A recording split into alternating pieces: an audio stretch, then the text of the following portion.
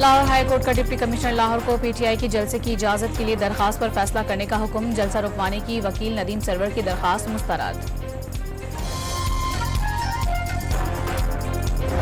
Khyber Pakhtunkhwa assembly के speaker का chief election commissioner को खत। सुप्रीम कोर्ट के फैसले की रोशनी में मखसूस नशिस्तें अलॉट करने का मुतालिबा।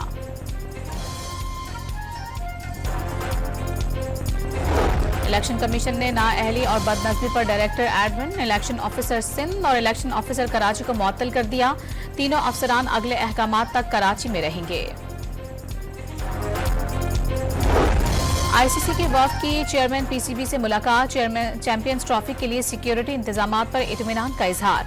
मोहसिन नकवी ने चैंपियंस ट्रॉफी का इनेकाद पाकिस्तान के लिए एजाज करार दे दिया।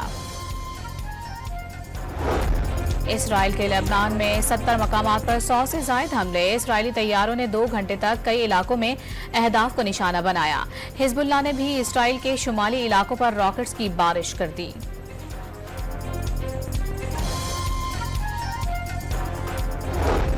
और मुल्तान में पंजाब फूड अथॉरिटी की कार्रवाई। 1700 लीटर मुजरे शहद दूध तल्फ कर दिया।